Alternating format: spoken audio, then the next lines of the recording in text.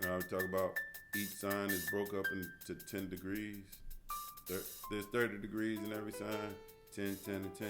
Well, if you look at page 80, if you look at page 80, it has a description for each 10 degrees.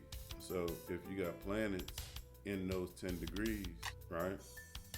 So and your ascendant and stuff like that.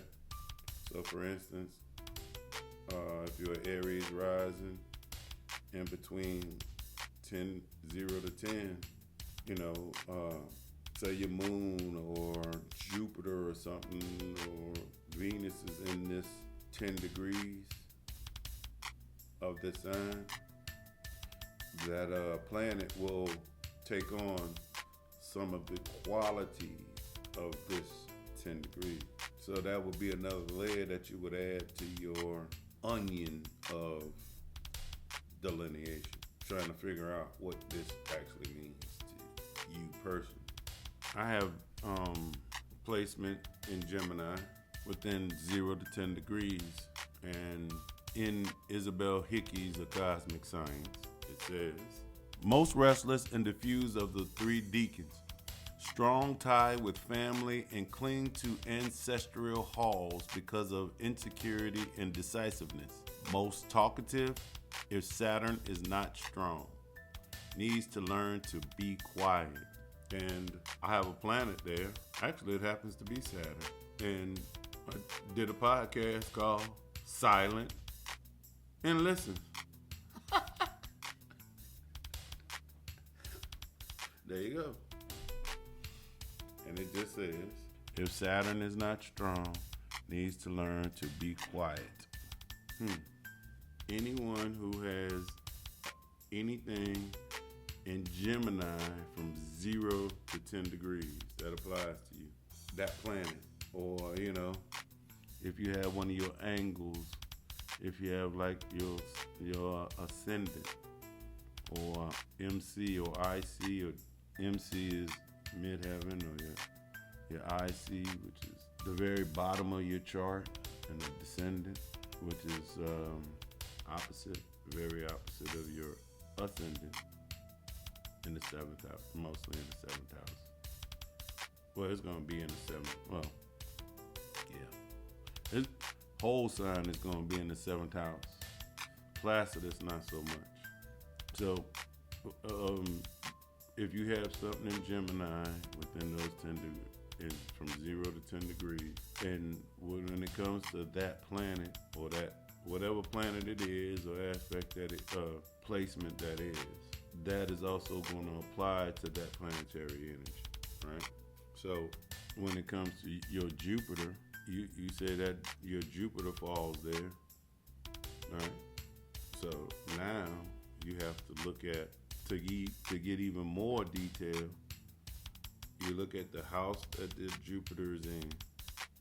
Then you look at the 2 houses that Jupiter rules, and the subjects and topics of those houses, to see what type of Jupiter strong ties, Jupiter strong ties with family that you cling to, that brings insecurity and indecisiveness with those subjects of those houses. Gemini has to do with communication, and Jupiter is in detriment in Gemini. So what's that mean? There's a planet of growth and expansion in the sign of communication. It's in detriment, and it controls 5th house topics and 8th house topics. So when it comes to 5th house topics and 8th house topics, how is your communication with inside those areas? Is it excellent? Is it a work in progress? Is it something you got to work on? This is how you self-study your own chart. It's how you take this information and figure your stuff out. All right? That's yeah. But this is, you figure out that planetary energy. Jupiter. What's Jupiter about? Let's find out. So this is the way you would use this. All right. Let me show you how to use this book. That's what y'all need. Y'all need a lesson on how to use this book, huh? All right. So, should you read it from cover to cover? Yeah.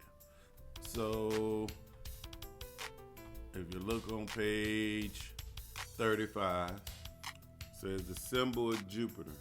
Did you hear the book I'm talking about? It's called Isabel Hickey, A Cosmic Science. And I'm looking at the PDF too right now. But one of the reasons I was talking about it because I was looking through it and I was saying that I've been messing with traditional astrology for a little while now. I want to say at least 2019. About 2019. When was COVID? 2020? Yeah. COVID was 2020. Yeah, so I've been doing messing with traditional astrology since 2019. But, I had been in astrology years before that. I was doing modern. I was taking a modern approach, and I also like to dabble with evolutionary astrology. Be honest with you. I'll be totally honest with you. My entry door into astrology was the evolutionary the evolutionary doorway, because the first astrology book I ever had was Jan Spiller's what's it called? Jan Spiller's I think it's called Spiritual Astrology. I still got that mug. Don't this look like my very first astrology book? The book look like it been through it, huh?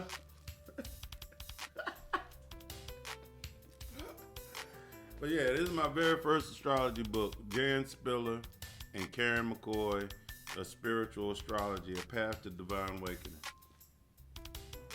So that was my very first astrology book.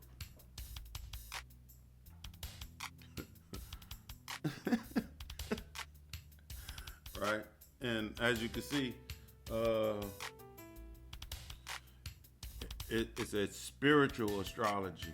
Spiritual astrology. So, which is, yeah. So my entry door into astrology was more on a spiritual thing, and then I went into modern astrology, which is more psychology based, right?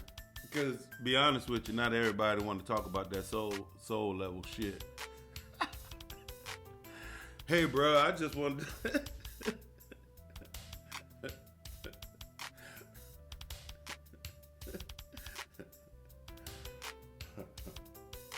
I just wanted to talk about if I'm gonna find a lover. I ain't want to talk to you about my soul. You going too deep.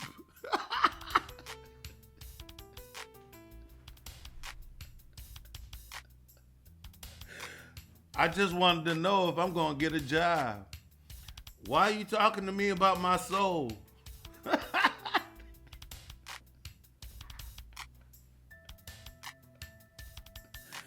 So yeah, not everybody trying to get that deep in that spiritual. Hey, I'm just trying to make it through the day. I'm not trying to work on nothing on the soul level. You ain't trying to work on nothing on a soul level, huh? In my Erykah Badu voice, I guess I'll see you next lifetime.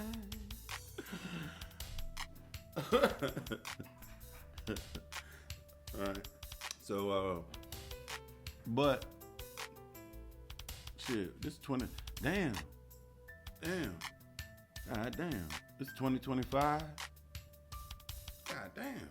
So I've been messing with traditional astrology for going on 6 years. God damn. Woo. God damn. So yeah, that's what I probably. It's been 5 years, 6 years. 5 years since I've really been in that modern astrology bag like on a daily basis. All right. So, when I was reading some of this shit, right? So, how would you use it? We at page 35, you know what I'm saying, looking at Jupiter. It says Jupiter. What is Jupiter? Jupiter represents the principle of expansion, aspiration, and inspiration. Superconscious self, understanding, prosperity, and abundance, faith and optimism, religion and philosophy, friendliness. Jupiter's all that. Now then, all right. Now you gotta look. Then you look at the sign, and then you gotta add that sign flavor to those keywords. So those keywords with whatever sign you got Jupiter in. So with this, you could just, all right. You see what Jupiter? Then you would scroll down to chapter 17, page 172. Jupiter in signs and houses. And then you find the sign that your Jupiter is in. And you remember those keywords from them first keywords from Jupiter. And then you add what it says with this Jupiter. So you got Jupiter in Taurus, you got Jupiter in Gemini, you got Jupiter in Sag, you got Jupiter in Scorpio, wherever your Jupiter is. Then, after that, you look at the house in which that Jupiter is in. If it's in the third, those Jupiter keywords and in that sign that applies to Jupiter is going to apply to the topics of that house in which Jupiter is in. But wait, that's not it. There's more. The show must go on. Then Jupiter, in life, you know what people like to run from? Responsibility, accountability. But guess what? In astrology, the universe says, hey planet, I don't care what condition you're in, what environment you're in, what you got to deal with, all these people coming, all these other planets coming around, messing with you. I don't care. You still responsible for your rulership. You are still responsible for the affairs that go on in those respected houses. Because Jupiter rules two houses, Sagittarius and Pisces. Now, you take those Jupiter keywords and you take that Jupiter keywords and put it in that sign, flavor, sauce,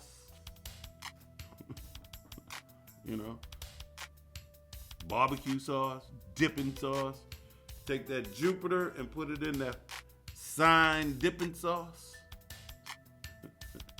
like a nugget or something, and then a chicken tender. Too bad I don't have a paid endorsement. This would be a good chance to put in a shout out for one of those chicken tender places. Anyway.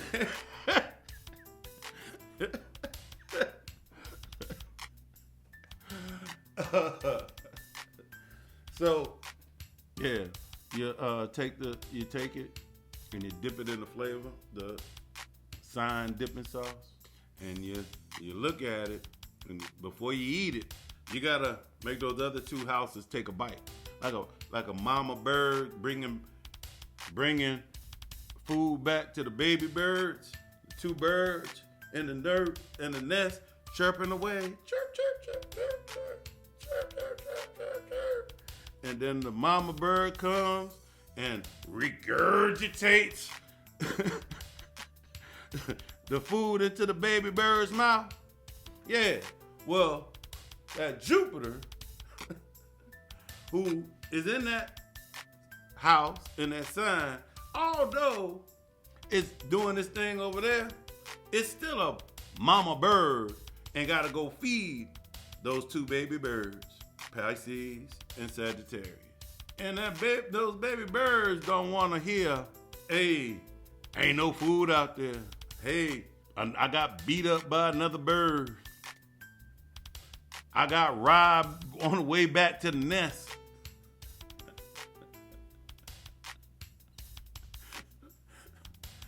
They want their food. So, when it comes to your Jupiter, right, in your Sagittarius and Pisces area, if it was a baby bird, what kind of food is your Jupiter regurgitating to those two areas when it comes to topics? Those topics. Are those topics well fed, or are they malnourished?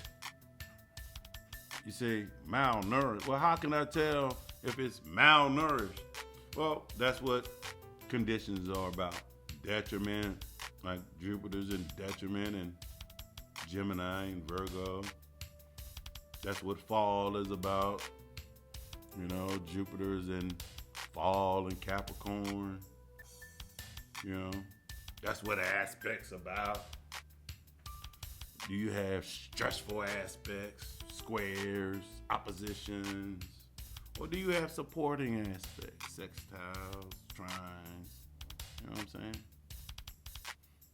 Do you have a blending of an energy with, is this Jupiter near something? All right, what would that be like equivalent to? Y'all sitting down there and you got one plate of food and you got to share with another planet. Is that planet friendly with Jupiter? Is Jupiter willingly sharing the food or begrudgingly sharing the food? Is he sharing the food with an enemy, or is he sharing the food with a lover? An enemy, he might be just giving them bare minimum. If it's a lover, you know, y'all might be sitting there eating spaghetti with one end on this end, and y'all sucking it until y'all kiss each other. Is that your Jupiter with that planet?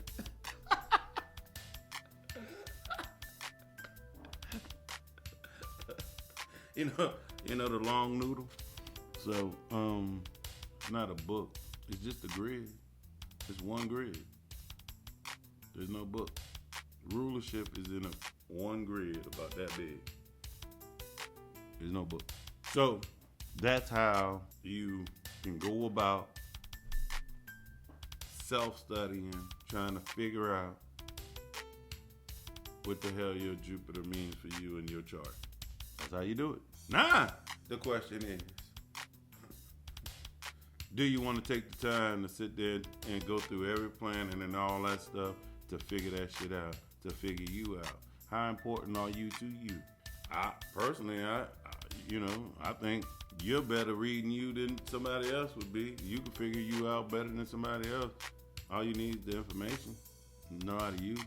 So I could bring you to an area. I could bring you to an area and all of that and tell you, but you know, you going through the information, you sitting back reflecting, you doing that on your own, you'll get a whole lot deeper than, you know, but that takes time.